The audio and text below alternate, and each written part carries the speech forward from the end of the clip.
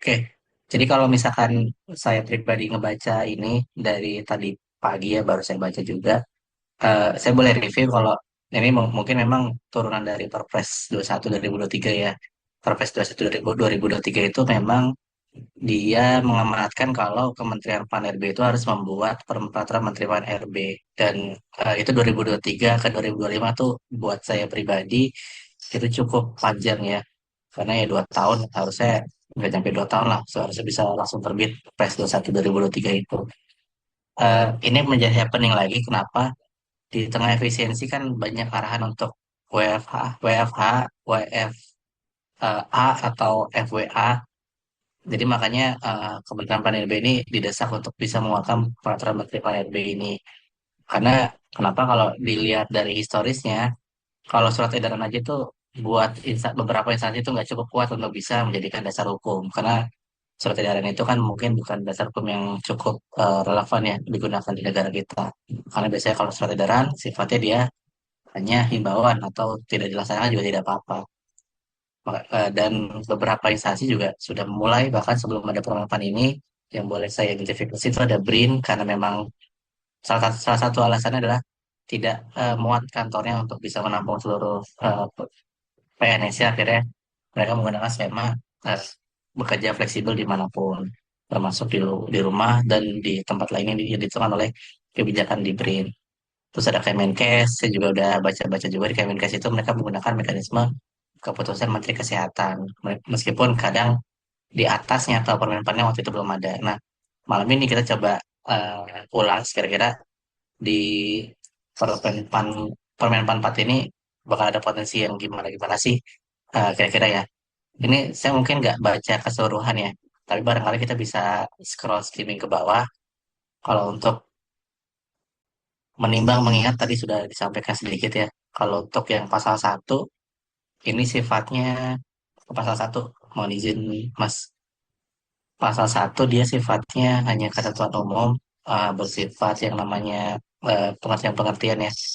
ASN itu apa, pelaksana tugas itu apa, pegawai instansi pemerintah itu apa aja, instansi daerah itu apa aja. Unit organisasi seperti yang dipimpin oleh pejabat pimpinan tinggi media atau eselon 1, Pratama atau eselon 2 dan seterusnya. Ada juga menteri sini yang dimaksud adalah Menteri Pan-RB. Di sini ada jam kerja instansi pemerintah, ada jam kerja juga, ada juga jam kerja, ada juga terminologi jam kerja pegawai ASN. Jadi kalau di Perpres 21 2023, seingat saya itu jam kerja instansi pemerintah itu mulai Perpres itu harus dimulai setengah 8 kalau nggak salah ya. Jadi beberapa instansi itu juga sudah mulai mengubah jam kerjanya yang semula jam 8 menjadi setengah 8. Jadi nggak mungkin kan instansinya sudah buka tapi pegawainya baru masuk jam 8 atau lebih dari jam 8. Makanya di pasal 2 di pasal 3 itu sudah dikerucutkan juga ya.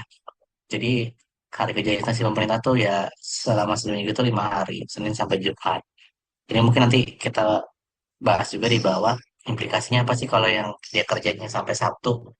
Kalau nggak salah di Perpres 21 2023 itu harus izin dulu ke Kemenpan. Nah yang ini, nah saya belum begitu banyak baca juga. Kita coba lihat ya. Ini pasal 3 juga sudah kelihatan. Seminggu itu 37,5 jam. Tidak termasuk jam istirahat. Artinya ya jam setengah 8 sampai jam 4 ya. Barang gitu ya. Barangkali. Kalau untuk yang hari Jumat selesai setengah 5 karena ada ibadah Jumat. Lanjut ke pasal 4 di bulan Ramadan. Ini sudah ada di Perpres juga. Permenpan ini sifatnya hanya mengcopy aja ya, nggak ada hal yang baru atau hal yang berbeda. Ini mungkin yang sedikit menggambarkan kalau tiap tahun kan dulu ada surat edaran jam kerja PNS di bulan Ramadan ya. Kalau sekarang dengan Perpres dan Permenpan ini sebenarnya cukup ya cukup ajak, berarti kalau misalkan bulan Ramadan ya kita bekerjanya di jam sampai jam 3. Cuma menariknya adalah di kemarin di Pemprov Jabar itu bukan Pemprov Jabar ya, seluruh Pemda di Jabar itu mereka mulai kerja kalau nggak salah setengah 7. Koreksi kalau saya salah di kolom chat ya. Nah itu barangkali ada nggak sih kayak celah-celah kayak gitu tuh di Lazada juga di tempat kita, apakah nanti bulan Ramadan di selanjutnya kita bisa mulai kerja lebih awal juga. Karena kemarin di Pemda di Jabar itu mereka setengah setengah tujuh sudah mulai bekerja dan sudah bisa absen. Sehingga mereka tuh kalau nggak salah di jam 2 siang itu sudah bisa pulang. Atau sudah bisa clock out lah absen. Pangandaran sama Tasik enggak seingatku. Oke. Setahu saya sih kemarin ada surat edaran gubernur sih. Mungkin tidak semua Pemda di Jawa Barat ya melaksanakan itu. Tapi paling nggak di Pemprov Jabar, setahu saya dia masuk setengah tujuh pas Ramadan kemarin. Artinya 1 jam lebih awal dari yang ditentukan. Di pasal 5 lanjut ke bawah lagi. Pasal 5 ini hari kerja instansi pemerintah dikecualikan bagian kerja yang dukungan operasional instansi pemerintah dan langsung kepada masyarakat. Oh ini maksudnya ketika ini kayak misalkan semacam rumah sakit atau layanan langsung gitu ya, atau lain-lain yang sifatnya insiden apa kredensial atau penting kayak mungkin dinas-dinas pemadam kebakaran dan lain sebagainya itu di, dikelola oleh keputusan dari pertimbangan dari Menteri Pan-RB. Ini berarti dari instansi atau institusi bisa mengirimkan ke Menpan. Ini kita nggak bisa nih kalau kerjanya Senin sampai eh, Jumat aja atau pasal 2 sampai pasal 4. Oh ini. Ini kan kalau Senin ini kan kalau di pasal 2 ini kan Senin sampai Jumat. Berarti kalau misalkan ada instansi pemerintah atau institusi kita yang mau di luar dari ketentuan pasal 2 dan sampai pasal 4, ini bisa minta pertimbangan dari Menteri Pan-RB. Kalau di pasal 6, sebentar saya sambil baca juga ya. Kalau di pasal 5 ayat 2-nya ditetapkan oleh PPK setelah mendapat pertimbangan dari Menteri. Artinya kan PPK atau pimpinan instansi ya. Berarti PPK itu pejabat pembina kepegawaian bisa sekjen atau menteri, tapi dengan syarat adalah setelah mendapat pertimbangan dari menteri. Kalau pemahaman saya ya. Tapi ini bahasanya sedikit ambigu karena apakah PPK aja atau pimpinan instansi ini menjadi satu kalimat yang utuh yang pasal 5 ayat 2 itu. Karena kalau dari kebiasaan birokrasi ya dia eh, mesti izin dulu ke Kemenpan paling. Kayak kemarin tuh di Pemprov Jabar dia izin juga ke Kemenpan supaya mereka boleh melaksanakan jam kerja lebih awal 1 jam. Di setengah tujuh mereka mulai ketika Ramadan. Pasal 6 eh, ini lebih ke pasal 5 satu ayat ayat satu huruf A. Ini sebenarnya yang hal-hal yang sifatnya esensial supaya lebih efisien ya jadi nggak ada WFA kayak mungkin di kerja-kerja di lapangan atau di pedalaman gitu ya yang nggak memungkinkan untuk dilakukan secara daring atau jarak jauh. Tapi kalau nggak salah di lampiran permenpan ini saya baca ada potensi untuk bisa mengganti waktu kerja kita misalkan ada dynamic working schedule. Kalau nggak salah itu di lampiran nanti kita bahas juga ya. Di pasal 7 lanjut Mas. Fleksibel kerja dilakukan untuk meningkatkan kinerja organisasi, individu, dan kualitas hidup pegawai ASN melalui penerapan wilayah kerja. Ini yang menjadi celah. Kenapa? Buat saya pribadi, ketika WFH atau WFA itu pasti kan ada biaya yang dikeluarkan ya. Kalau berbeda dengan kita datang ke kantor. Kita datang ke kantor, itu listrik dan internet itu dianggarkan oleh kantor ya. Cuma kalau kita WFA atau WFA terlalu sering, tentu ini bakal ada yang namanya pembekakan di biaya pribadi yang kita keluarkan. Ini mungkin jadi celah juga atau jadi pengaturan lebih lanjut di instansi atau mungkin barangkali ini belum apa ya termasuk dalam kebijakan yang bisa em, meningkatkan kualitas hidup pegawai. Bukannya kita lebih sehat secara mental, tapi ternyata pengeluaran untuk WFH atau WFA karena keseringan ke kafe ataupun mungkin di rumah dengan listrik dan wifi yang kita bayar rutin dan butuh jaringan yang lebih kencang akhirnya ya nggak relevan tujuannya di pasal 7 ini ya. Nanti mungkin monggo kalau mau teman-teman ada pandangan lain. Lanjut pasal 8 ini fleksibilitas kerja mempertimbangkan karakteristik tugas kedinasan, keadaan khusus pegawai, selain mempertimbangkan bisa mempertimbangkan pendidikan kerja pegawai dan kebijakan atasan langsung. Ini yang sangat-sangat mengikat ya. Karena kalau kita lihat karakteristik atasan yang sekarang mungkin pegawai yang menduduki eselon 2 atau eselon 1 saat ini kan kebanyakan itu tidak mengizinkan pegawai di bawahnya itu bekerja secara jarak jauh. Kebanyakan ya, saya nggak bilang semuanya, tapi ada cerita-cerita yang banyak masuk ke kami di sharing ASN yang bilang percuma kalau WFH, tapi bosnya nggak rela kita ada kerja di rumah gitu kan. Ini yang mungkin akan jadi pasal karet karena kalimat dapat kebijakan atasan langsung pegawai ASN ini ya sangat-sangat tidak apa ya, tidak bisa serta merta WFH atau WFA itu bisa dilaksanakan menjadi hak atau eh, reward si pegawai.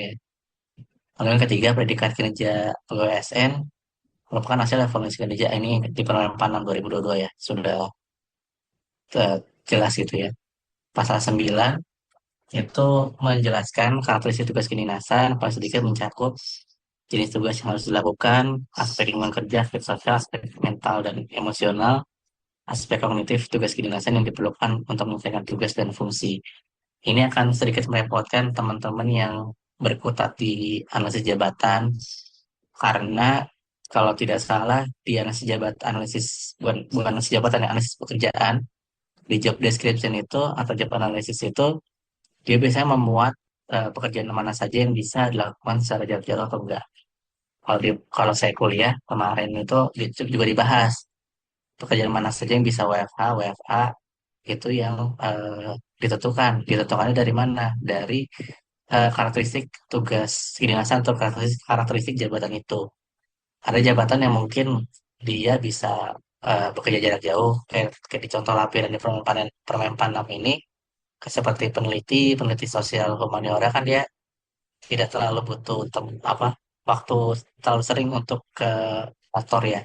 Mereka lebih suka mungkin barangkali langsung turun ke masyarakat, mengerjakan laporan penelitian di mana, itu bisa menjadi masuk ke dihitung sebagai jam kerja. Makanya kemarin di BRIN itu mereka sudah menerapkan flexible working arrangement.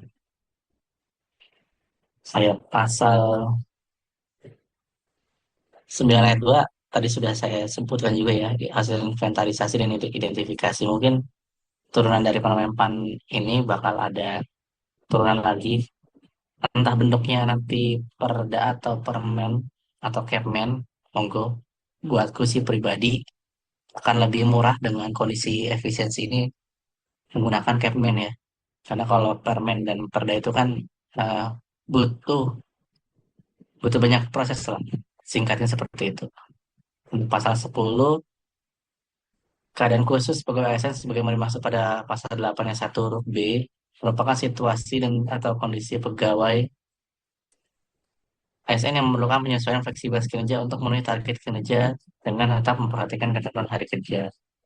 Ini menjadi pasal karet. Kenapa? Ketika kita memiliki atasan langsung yang mungkin tidak, eh, sorry itu saya ya, tidak menerapkan keadilan dalam bekerja, misalkan dia punya anak emas ini katakanlah siapanya petinggi gitu ya, atau akhirnya ya orang-orang itu yang diberikan WFH terus, padahal ya WFH dia nggak ngapa-ngapain ini kan. Ini yang menjadi pasal yang perlu dikoreksi mungkin nanti ya. Iya lagi. Ini yang mungkin nanti bakal jadi semacam pasal nggak begitu kuat karena ya itu tadi kondisi khusus ini kayak gimana? Apakah ditentukan nanti di masing-masing instansi kondisi khusus, misalkan dia dalam eh, maaf ya dalam situasi bencana atau dalam pedalaman atau di perbatasan atau di daerah rawan konflik barangkali ini mungkin bisa diatur masing-masing, mungkin ya di pasal 10, diturunkan di pasal 10 ini di instansi masing-masing. Lanjut di pasal 11 jenis fleksibilitas ada dua. Yang pertama lokasi, sudah cukup jelas ya. Yang kedua secara waktu. Kalau lokasi ini yang saya coba simpulin di pasal 12 lanjut Mas. Di pasal 12 itu fleksibel lokasi itu bisa di kantor. Selain lokasi menjadi penempatan kerja pegawai. Ini maksudnya teman-teman mungkin ada yang di dinas, katakanlah dinas peternakan gitu ya, pengen WF, pengen FWA nih, flexible working arrangement atau kerja fleksibel lah kita biasa sebut. Itu mungkin barangkali bisa kerja di kantor dinas lain, di kantor dinas sosial misalkan. Itu mungkin seperti itu ya. Atau mungkin kalau di kementerian ada yang mudik tapi kehabisan tiket pulangnya, kira udahlah nebeng kerja dulu di kantor yang dekat kampung misalkan. Misalkan di PP 2MI di Kementerian eh, yang mengelola pekerja migran itu. Misalkan lagi mudik ke Sidoarjo, di Sidoarjo, diizinkan nih sama atasan untuk kalau di Kemenku ada konsep kantor satelit biasa di Sakanwil. Oh ya, oke oke. Jadi mungkin bisa kerja di kantor yang satelit itu di di kantor vertikal ya kalau sebutan umumnya. Yang kedua di rumah atau tempat tinggal pegawai ASN di lokasi lain sesuai dengan kebutuhan organisasi instansi pemerintah. Ya mungkin kita disuruh ngatur sendiri ya, di mana aja yang bisa dijadikan tempat untuk pekerja fleksibel. Barangkali ada kantornya masih ada anggaran untuk menyewa co-working space, itu kan sangat oke ya. Apalagi kalau working space-nya itu dekat rumah kita dan kita nggak keluar biaya untuk listrik, meja kursi. Karena kadang kemarin saya sempat dapat curhat juga dari dosen yang kena efisiensi karena dia ngajarnya harus lewat Zoom. Dia sampai harus beli meja dan kursi karena untuk meja kursi dia biasanya menggunakan meja lesehan dan kalau sudah WFH yang sering ya akhirnya dia beli meja kursi sendiri untuk bisa duduk secara proper dalam waktu lama ya. Kantor selain lokasi ini tadi sudah disebutkan kantor vertikal, kantor utama, kantor PT atau kantor lainnya, rumah atau tempat tinggal sudah cukup jelas, fleksibel secara lokasi ditetapkan oleh pimpinan instansi atau dalam hal ini mungkin sekretaris utama atau sekretaris jenderal ya. Pasal 13, fleksibilitas lokasi dapat dilaksanakan paling banyak 2 hari kerja dalam 1 minggu. Ini menarik nih, saya baru baca banget ini. Berarti kalau 1 minggu ada 5 hari kerja, paling nggak WFH-nya itu dua kali ya paling banyak. Itu jadi paling banyak 2 hari. Pegawai ASN dengan keadaan khusus, kalau dikecualikan. Nah ini keadaan khusus yang begitu belum begitu clear ya. Pasal 14, setiap pimpinan instansi menetapkan persentase pegawai ASN yang melaksanakan fleksibilitas kerja soal lokasi. Ini sudah cukup sering, apalagi kita yang melewati di masa COVID, 50-50. Pasal 12 ayat 3 berarti kalau kita ngkos atau tempat tinggal yang beda sama orang yang didaftarkan di KPG, ini sistem kepegawaian mungkin ya. Di kepegawaian apa ada kemungkinan nggak dikasih izin WFH. Kalau di pengalaman saya, sorry nih ada suara anak saya juga ya. Jadi kalau di tempat saya itu eh, ada teman saya tuh ngontrak ngekos. Dia mungkin bisa berpindah beberapa kali dalam 2 bulan sekali atau 3 bulan sekali.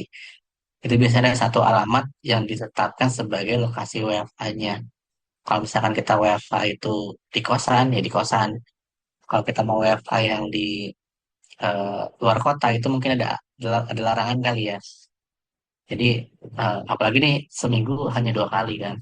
Seminggu hanya 2 kali, apakah kita akan mengakali untuk WFH hari Jumat dan Senin? Itu nggak tahu ya. Mungkin bisa bisa balik ke daerah asal, kita WFH di kampung halaman. Mungkin barangkali teman-teman ada yang sering pulang pergi dalam jarak jauh melewati kota atau perbatasan. Pasal 15, dalam melaksanakan tugas, pimpinan pertimbangkan kesiapan infrastruktur kerja yang dimiliki pegawai. Ini penting karena ada ya, dulu kalau waktu COVID itu kan sangat-sangat amburadul ya untuk kerja fleksibelnya ya. Jadi dia jadi dikasih WFH tapi nggak ada laptop di rumah. Kita minta data, jawabannya sorry saya lagi WFH gitu kan. Itu jawaban yang sangat-sangat amazing sekali di era saya waktu COVID itu. Jadi WFH itu dianggapnya sebagai hari libur, padahal kan seharusnya bekerja ya. Dikira WFH sama dengan libur. Oke. Makanya nih pasal 15 ini mempertimbangkan kesiapan infrastruktur kerja. Jadi kalau dia kayak minimal laptop lah ada gitu paling enggak ketika dimintai data atau apapun itu. Cuman ya kalau udah sepuh-sepuh udah umur-umur 5 tahun 3 tahun mau pensiun ya Ya gitulah, you know what I mean lah pokoknya. Di pasal 16, pegawai ASN bertanggung jawab memastikan kesiapan infrastruktur kerja sebagaimana pasal 15. Ini tuh kita diminta untuk nyiapin laptop sendiri atau gimana maksudnya? Ini maksudnya eh, ketika kita mau WFH, infrastruktur kita harus siap gitu loh. Entah laptopnya ada, mungkin printernya apa, handphonenya ada, jaringan internetnya ada gitu kalau ya. Bukan diminta untuk menggunakan laptop sendiri enggak. Mungkin banyak para pimpinan merujuk pada WFH saat COVID sangat-sangat tidak efektif sih. Oke. Ini mungkin saya akan bagi insight juga ya. Soal kebetulan saya juga membahas flexible working arrangement ini juga sih. Pasal 17, clear lah ini dibaca sekali paham lah. Fleksibel secara waktu merupakan masa tugas sesuai kebutuhan waktu bekerja memenuhi target kerja. Ini mungkin ada yang kerjanya sampai Sabtu atau sampai Minggu. Ini nanti di lampiran tuh ada. Di pasal 18 fleksibel kerja shift. Kalau nggak salah di lampiran tuh ada yang dia kerja shift 2. Masuknya kalau nggak salah itu jam setengah 3 atau setengah 2. Pulangnya jam 8 malam. Mungkin teman-teman yang bekerja di puskesmas seperti di DKI Jakarta ada juga ya. Itu kan beberapa puskesmas atau rumah sakit buka sampai malam. Nanti mungkin contoh-contohnya di lampiran ya, teman-teman bisa buka sendiri. Pasal 19, karena pada kenyataannya WFH banyak dimanfaatkan sebagai hari libur. Nah, itu yang mungkin perspektif yang harus kita kelola ya. Pasal 19, pembagian hari kerja sesuai peraturan undang-undangan. Pembagian hari pembagian hari kerja ditetapkan oleh pimpinan unit organisasi. Ini ya, ini ya, mungkin turunannya dari pimpinan eselon 2 atau eselon 1 bisa menentukan siapa yang bisa WFH, siapa yang bisa WFH. Cuman ini teman-teman, jangan terjebak ketika kita WiFi itu dikasih enak. Karena tadi yang saya bilang kan, kalau kita WiFi tapi listrik dan internet nanggung sendiri, ini justru akan membebani kita. Apalagi kalau kita masih punya anak kecil di rumah, seperti saya nih. Akhirnya kita harus ngungsi kan, ngungsi kerja kemana. Kalau ke kantor dibilang, lu kerajinan banget. Lagi WiFi kok ke kantor itu kan. Sedangkan kita nggak punya akses yang cukup affordable untuk bisa bekerja. Akhirnya kemana? Numpang juga kan ke perpustakaan mana gitu ada yang sifatnya gratis. Daripada itu ya mending gak usah ngambil wifi sekalian kan. Makanya perlu dipertimbangkan banget nih nanti ketika masing-masing instansi kita bikin kebijakan perlu perlu dipertimbangkan juga faktor-faktor yang tadi ya. Pasal 20 lanjut Mas, menyesuaikan kebutuhan pencapaian target dan dengan pemenuhan jumlah jam kerja selama 1 minggu. Nah ini dalam bahasa Inggrisnya disebut dengan dynamic working schedule ya, atau DWS itu lah pokoknya. Ini kayak Kementerian BUMN waktu itu yang apa ya, memunculkan isu kalau kita bisa kerja cuma 4 hari doang di 1 minggu itu. Itu kalau nggak salah uji cobanya cukup berhasil tapi nggak tahu gimana. Ya pemadatan jam kerja. Jadi kalau kita kerja itu kan seminggu itu kan 37,5 jam ya seminggu, Senin sampai Jumat. Ini kita bisa padetin nih. Hari Senin kita kerja dari jam setengah 8 sampai jam misalkan sampai jam 6 maghrib. Itu terus sampai hari sekian sampai hari Kamis ternyata sudah menuh ini 37,5. Nah ini bisa dari pasal 20 ini untuk bisa dilakukan pemadatan tadi ya. Artinya bisa kita kerja sampai jam 6 malam, tapi dan hari Jumat kita dapat jatah libur karena kita sudah memenuhi jumlah jam kerja dalam 1 minggu tadi ya 37,5 jam itu. Cuma ini menjadi celah, apalagi dulu ya zaman-zaman di mana lembur itu nggak dilihat dari output tapi dilihat dari absensi.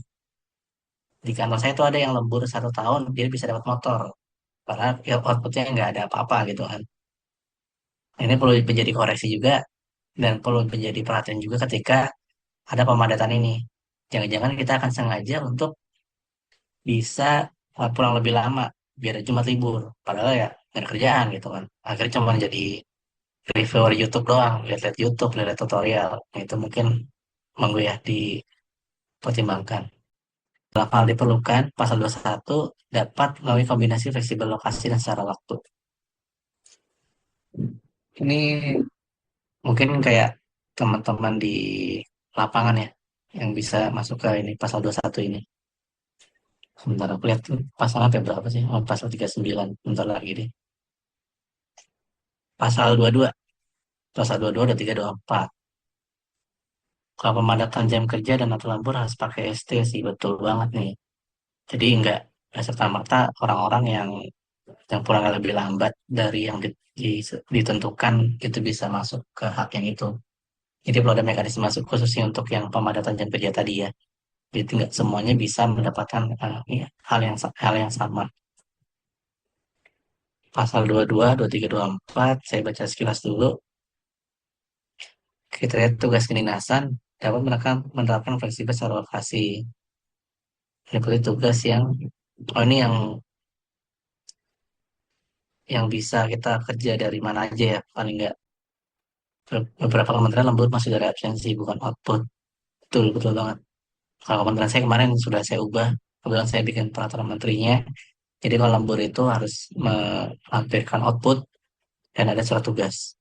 Itu penting banget, karena kalau nggak ya bocor keuangan kita dan itu nggak adil banget. Pasal 23 ini sudah cukup clear ya teman-teman ya. Pasal 24 kriteria tugas yang dapat fleksibel kerja shift. Tugas kedinasan memiliki jam kerja lebih dari 8,5 jam dalam satu hari kerja atau tugas kedinasan yang memiliki hari kerja lebih dari 5 hari kerja dalam satu minggu. Ini mungkin kalau aku bisa membayangkan teman-teman yang ada di perbatasan yang menjaga mungkin kondisi-kondisi tertentu ya. Kayak nggak mungkin kan perbatasan hari Jumat Sabtu Minggu itu kosong gitu kan. Akhirnya dia disisipin. Ini mungkin yang bisa dikelola ya di pasal 24 ini teman-teman yang ada di daerah perbatasan atau di kondisi-kondisi pengawasan yang harus turun di hari Jumat Sabtu Minggu barangkali kan. Kalau misalkan kayak pengawasan obat mungkin ya. Kalau di hari Senin Selasa mungkin itu tahu kalau hari Senin Selasa itu ada pengawasan, tiba-tiba kalau kita pengawasannya hari Sabtu Minggu ini bisa dilakukan kerjaan shift dan ini bisa diganti dan kita bisa mendapatkan hak libur di hari lain. Itu ada di lampiran kalau nggak salah. Nanti teman-teman silakan baca lagi di pasal 25. Pegawai ASN yang dapat melaksanakan fleksibel tidak sedang menjalani hubdis clear, bukan pegawai baru.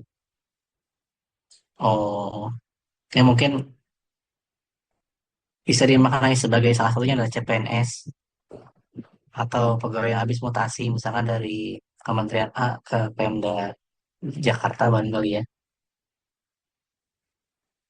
Ketentuan pegawai baru untuk ditetapkan oleh PPK atau Pimpinan Instansi Suring Kesatuan. Nih, oke, pasal 26.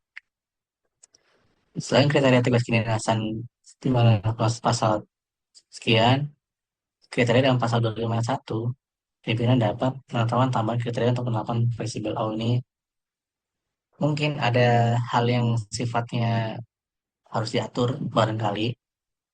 Entah apapun itu ya di pasal 26 ini bisa ditambahkan kriteria untuk fleksibel kerja. Pasal 27, penerapan fleksibel kerja tidak memenuhi kualitas dan kelancaran. Ini normatif. Pasal 28, jenis fleksibel kerja sebenarnya masuk dalam pasal 11 merupakan kebutuhan organisasi. Ini normatif juga ya. Ya banyak normatifnya lah.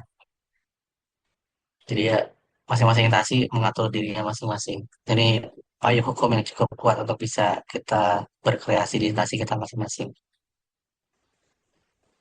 Pasal 28 ayat 3, nah ini benar nih. SPBE, persuratan, entah pakai serikandi, yang refresh yang lama, presensi, pemantauan, laporan, dan penilaian kerja. Ini harus disiapkan ya. Karena saya belum pernah dengar sih, tapi mungkin ada instansi kita di luar, rekan instansi kita, saudara-saudara kita di luar sana yang belum siap di pasal 28 ayat 3 ini. Kalau di teman kuliah saya tuh ada salah satu yang berasal dari Indonesia Timur, dia itu presensinya masih manual. Ada sih elektronik, cuman sering error. Jadi akhirnya presensinya manual. Dan ini kan kalau presensinya manual, WFH-nya gimana? Apakah kalau kita WFH datang ke kantor dulu nih, nanti siang baru balik lagi. Kayak orang-orang itulah. Pagi ada absen, pas kerja nggak ada, pas pulang absen lagi. Kerjanya nggak ada. Dapat sertifikat nggak sih ini, Min? Oke, saya sama ini nggak dapat. Karena kita bukan ada kegiatan formal yang cuma baca barang. Dan kita ada recordingnya, supaya kita bisa punya pemahaman yang sama. Itu aja sih.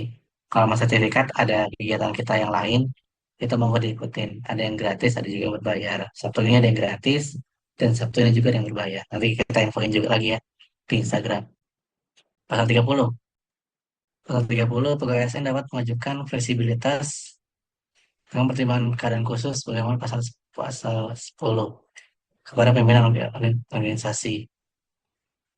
Nah ini keadaan khusus ini nih agak gimana ya? Apakah dia sakit atau apakah dia gimana? Ini perlu diperjelas sih.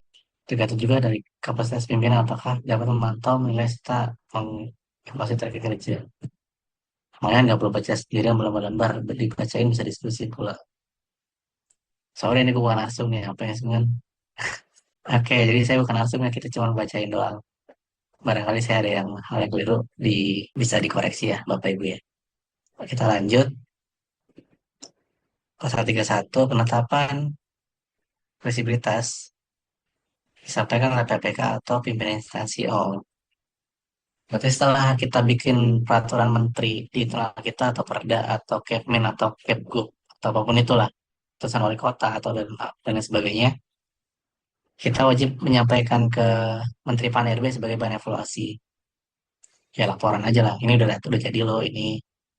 Mungkin tiap tahun kita suruh mengevaluasi atau kita mengundang mereka lah untuk bisa meminta wejangan atau nasihat-nasihat. Kira-kira WFH kita udah bener belum sih? Itu di pasal 32 dalam keadaan force major sebagai bagian dari kebijakan nasional, penerapan fleksibilitas kerja dapat instansi pemerintah dapat dilakukan sesuai dengan keputusan masing-masing instansi pemerintah.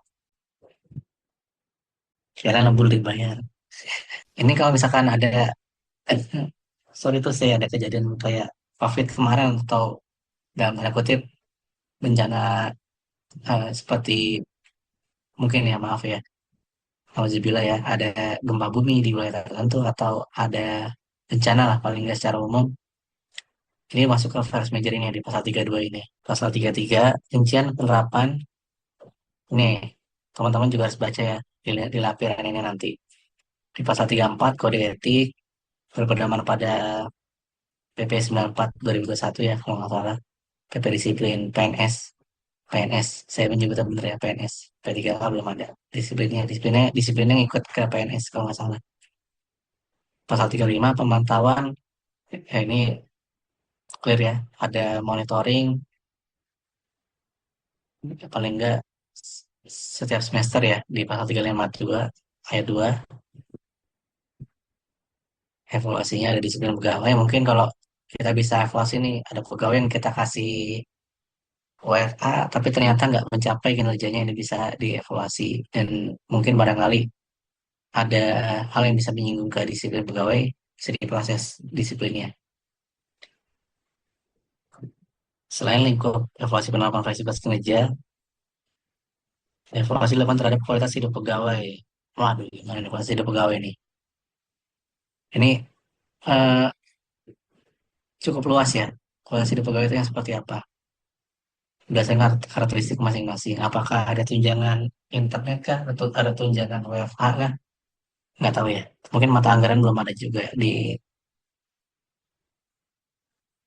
sistem ada di peraturan. Pasal 37, pembinaan,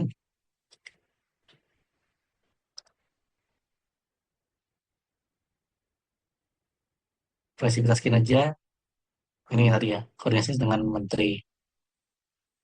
Fleksibilitas kinerja, selain yang dikecualikan pada pasal 5, pada lingkup perda provinsi, ditetapkan oleh gubernur. Oh, kalau perda koordinasi dengan Kemendagri ya. Di ayat 3 ini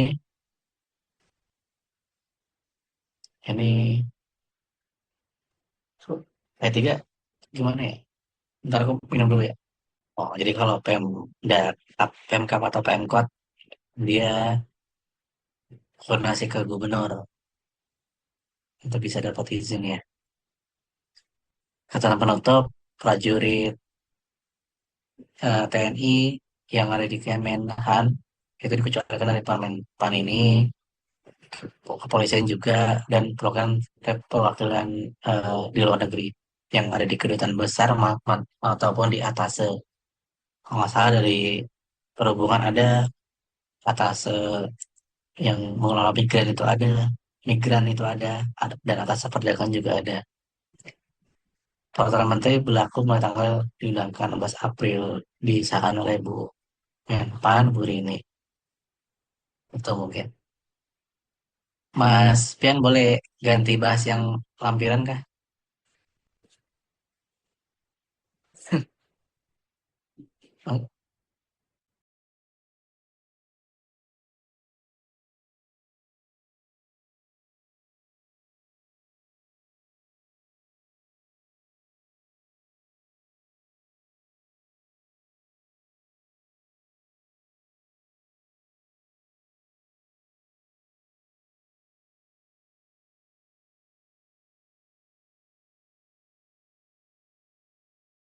Oke, baik. Mas Soфo izin, Bapak Ibu, saya eh, gantikan sementara eh, apa namanya yang dibacakan oleh Mas Soфo. Kita lanjut ya, Bapak Ibu, ke bab 2 jenis fleksibilitas kerja.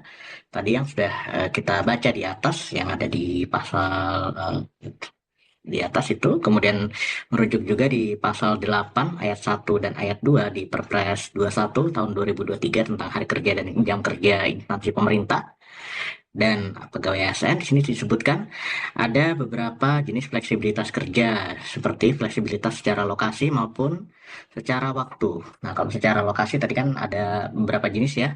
Sekantor selain lokasi penempatan pegawai ASN, tadi juga ada beberapa yang sudah sharing misalkan dari contoh di salah satu kementerian lembaga gitu kan, ada yang menggunakan kantor satelit, kemudian ya di sini minta tipsnya supaya lembur nggak dikasih 2 M. Oh, baik. Oke, tergantung pimpinan anak emas atau bukan. Oke. Dan selanjutnya, di sini sudah jelas ya. Kita lihat contohnya di sini. Kalau secara lokasi, misalkan seorang pegawai ASN yang mendapatkan penempatan di kantor pusat kementerian dapat mendapatkan tugasnya di kantor pusat tersebut sesuai dengan penempatannya. Namun, jika diperlukan untuk mendukung efektivitas tugas, pegawai ASN tersebut dapat mengajukan fleksibilitas dari kantor vertikal, unit pelaksana teknis, atau kantor perwakilan di lingkungan instansinya. Misalkan dia berada di apa, misalkan di kantor perwakilan Kalimantan Barat misalkan, nah itu dia bisa mengajukan dia kementerian tersebut ada unit kerja vertikalnya, nah itu bisa mengajukan ke apa namanya kantor vertikalnya. Kemudian yang kedua, rumah atau tempat tinggal pegawai ASN. Nah, di sini juga bisa dinyatakan sebagai fleksibilitas secara lokasi. Nah, di sini disebutkan bahwa rumah atau tempat tinggal pegawai ASN merupakan domisili atau lokasi menetap pegawai ASN untuk berangkat dan pulang bekerja yang telah terdaftar dalam data kepegawaian. Contohnya di sini ada dua. eh, yang pertama, seorang pegawai ASN yang bertugas sebagai peneliti pada sebuah badan penelitian dapat melaksanakan tugasnya dari rumah, terutama jika tugas tersebut tidak memerlukan kehadiran fisik di laboratorium atau kantor. Tadi yang diceritakan oleh Mas Opo, misalkan ada peneliti yang sosial humaniora gitu kan, dia tidak terlalu memerlukan waktu untuk bekerja di kantor, jadi lebih banyak berinteraksi dengan masyarakat.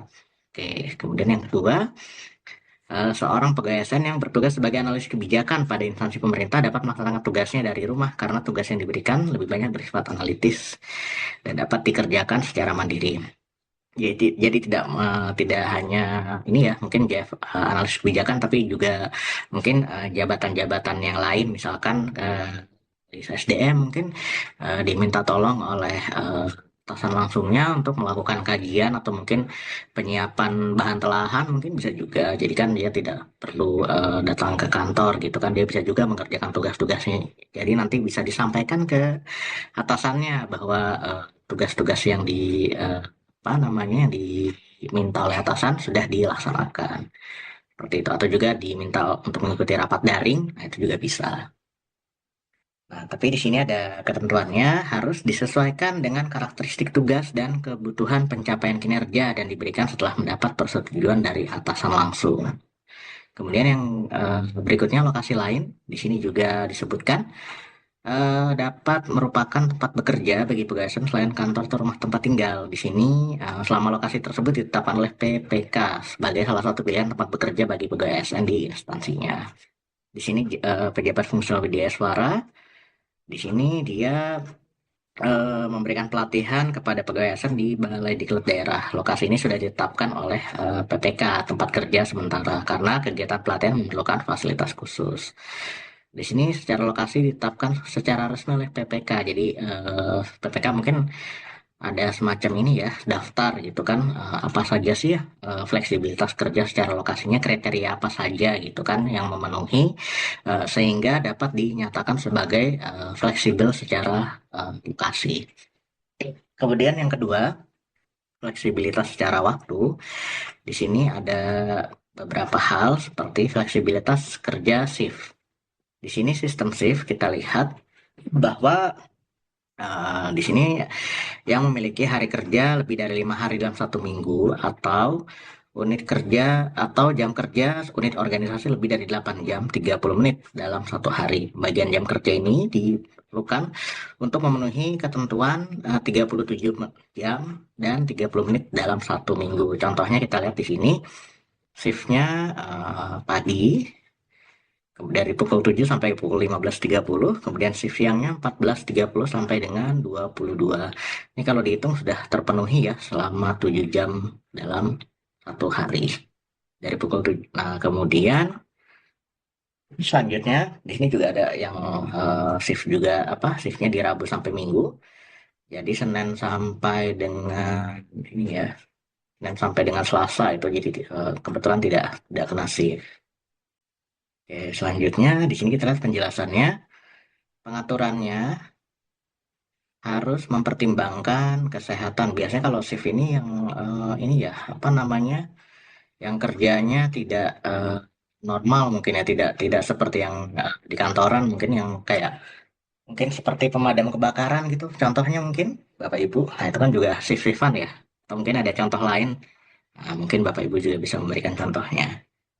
Nah, di sini juga harus mempertimbangkan kesehatan pegawai ASN dan kebutuhan penyeimbangan tugas kedinasan dengan kehidupan pribadi pegawai ASN sebagai makhluk sosial seperti waktu untuk berkeluarga, ibadah, atau aktivitas lainnya. Jadi fleksibilitas secara shift ini nggak hanya selain mendukung pencapaian target kinerja, juga harus menjaga keseimbangan antara tanggung jawab pekerjaan dan kesejahteraan pegawai ASN. Jadi selain tercapai ya work-life balance ya, seperti itu. Nah, kemudian ini yang fleksibilitas kerja dinamis ya. Nah, ini yang agak baru juga mungkin di sini. Contohnya kalau nggak salah di mana ya? Mungkin ada yang bisa ngasih contoh di daerah Jawa Barat ya kalau nggak salah ya, di Pemprov Jabar ya. Ada Dynamic Working Arrangement ya kalau nggak salah, DWA itu ya. Nah, itu juga mirip-mirip seperti di sini. Di sini fleksibilitas kerja dinamis. Di sini kita lihat ada beberapa skemanya ya. Yang pertama jam kerja fleksibel. Di sini dokter ya ada clock in dan clock out-nya, presensi masuk dan presensi keluarnya. Nah, dihitungnya berdasarkan akumulasi dia waktu masuk dan waktu keluar sehingga tercapai 37 menit, 37 jam dan 30 menit dalam 1 minggu. Kita lihat waktunya, kemudian pemadatan jam kerja yang tadi sempat kita singgung ya di salah satu kementerian, di Kementerian BUMN ya kalau nggak salah ya Bapak Ibu. Nah, di situ kita lihat juga skemanya tetap penambahan jam kerjanya, jadi mengurangi jam hari kerjanya. Jadi tetap tercapai total jam kerjanya 37 jam dan 30 menit. Ini contohnya, Senin sampai Jumat kerja dari pukul 7.30 sampai dengan pukul 16, Senin sampai Kamis 7.30 sampai dengan 16.30 pada hari Jumat, karena adanya penugasan penting yang bersangkutan harus bekerja lembur tanpa kompensasi sehingga membawa konsekuensi yang bersangkutan bekerja melebihi jam kerja normal yang seharusnya 7 jam 30 menit dalam 1 hari menjadi lebih dari 10 jam per hari selama 4 hari berturut-turut. Akumulasinya setelah tercapai 40 jam sehingga yang bersangkutan dapat diberikan libur pada hari Jumat. Tapi tetap ya di sini apa namanya, nggak serta merta, jadi tetap harus melihat apa namanya karakteristik dan kriteria yang sudah ditetapkan. Kemudian pengganti hari libur juga kita lihat ini skema pengganti hari libur, pengaturan waktu kerja yang memungkinkan pegawai ASN yang telah bekerja selama 7 hari berturut-turut untuk mendapatkan hari libur pengganti sebagai kompensasi. Di sini kita lihat contohnya, pegawai ASN yang karena adanya penugasan penting harus bekerja lembur, ada tanpa kompensasinya ya, sehingga membawa konsekuensi yang bersangkutan bekerja selama 7 hari berturut-turut Senin sampai Minggu. Nah, si pegawai tersebut berhak mendapatkan 1 hari libur pengganti pada hari kerja berikutnya sebagai kompensasi atas waktu kerja yang telah dilaksanakan. Nah, ini apakah di tempat Bapak Ibu sudah melaksanakan kebijakan ini atau belum? Nah, mungkin bisa nanti sharing-sharingnya ya. Kemudian contoh kedua di sini yang tidak dapat diberikan pengganti hari libur. Contohnya tugas kedinasan keluar mengharuskan berangkat pada hari Minggu untuk menghadiri acara kedinasan pada hari Senin. Pemanfaatan hari Minggu oleh pegawai ASN tidak dapat diganti untuk mendapatkan 1 hari libur dengan alasan pegawai ASN tidak melaksanakan tugas kedinasan, kemudian hari Minggunya telah diperhitungkan untuk mendapatkan kompensasi. Oke, selanjutnya penyesuaian jam masuk dan jam pulang kerja. Oh, yang nomor 3 ini apa itu hak 24/7? Oh, baik-baik. 20, jadi siap 24 jam 7 hari seminggu ya. Bapak Ibu di sini.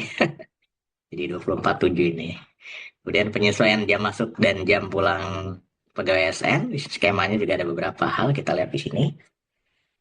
Dia sudah di salah satu kementerian sudah menetapkan jam kerja regulernya untuk Senin sampai dengan Kamis pukul 7.30 sampai dengan pukul 16 dengan fleksibilitasnya selama 30 menit. Dengan penerapan skema ini dapat, oh ya, jadi ini ya fleksibel, ini ya flexi time ya, kalau kayak gini bisa misalkan ada yang dia presensinya pukul 7.30 misalkan, jadi ntar dia pulangnya lebih lambat gitu kan, menyesuaikan dengan waktu masuknya. Nah, kemudian ada fleksibel kombinasinya secara lokasi maupun secara waktu. Di sini kita lihat kombinasi dari fleksibilitas antara lokasi dengan secara waktu. Kombinasi ini memungkinkan mempertimbangkan karakteristik tugas yang sangat tergantung pada waktu dan lokasi yang dinamis. Di sini kita lihat contohnya, menyusun rancangan peraturan terkait isu tertentu untuk mendukung optimalisasi ini, ditugaskan untuk mengumpulkan data. Nah, di sini juga harus kombinasi ya, konsekuensinya ada kombinasi fleksibilitas secara waktu dan lokasi juga. Jadi tugasnya selesai secara efektif, kemudian memenuhi kewajiban jam kerja yang telah ditetapkan. Kriterianya di sini mungkin Bapak Ibu bisa sambil cek ya, kurang lebih sama seperti di atas. Kemudian ini tetap tugas kedinasan. Biasanya kalau di beberapa kementerian lembaga kan ada kriteria yang dapat diberikan tugas kedinasan. Misalkan dia ketika menggunakan jaringan apa namanya umum, dia harus yang dipastikan tidak bocor gitu kan, takutnya ada data-data yang sifatnya rahasia gitu kan. Nah, itu jadi mungkin kalau kita yang bekerja dari di mana saja, misalkan FWA apa WFA misalkan gitu, misalkan lagi di kafe atau di mana gitu kan, nah itu takutnya sih kalau bisa gitu kan, eh, menggunakan apa ya namanya hotspot umum ya. Nah di situ kadang kita nggak tahu ya apakah data-data yang apa namanya dibuka itu kadang ini apa rawan akan apa namanya pencurian. Nah itu makanya yang suka diperhatikan banget ya sama instansi gitu kan. Jadi biasanya ketika apa namanya memberikan fleksibel ini juga tetap memperhatikan kriteria-kriteria tertentu gitu kan. Di sini kita lihat ada supervisi, tidak memerlukan supervisi, kemudian seterusnya. Di sini fleksibilitas kerja secara waktu. Oke, di sini lumayan banyak ya penjelasannya Bapak Ibu. Ini kriteria pegawai ASN tadi yang sudah dijelaskan, tidak menjalani hukdis, kemudian bukan pegawai baru. Di sini kemudian kita lanjut lagi.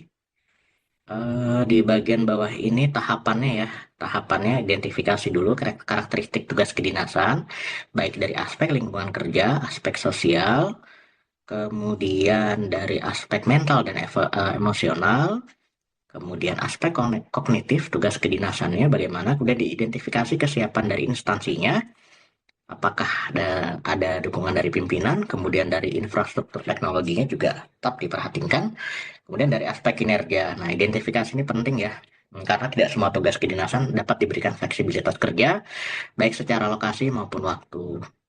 Kemudian penetapan jenis fleksibilitas kerja di instansi, kemudian penerapan fleksibilitas kerja di unit organisasi. Nah, di sini kita lihat juga ada pelaksanaannya dapat dilakukan melalui dua mekanisme, yaitu penunjukan oleh pimpinan unit organisasi serta pengajuan oleh pegawai ASN kepada pimpinan unit organisasi.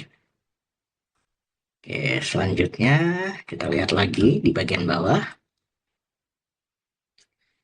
pemantauan, tetap ya pemantauan dan evaluasi monefnya, fleksibilitasnya. Tadi sudah disebutkan ya, ada pemantauannya di sini dilakukannya melalui kinerja, kemudian bagaimana disiplinnya dan kesiapan infrastrukturnya.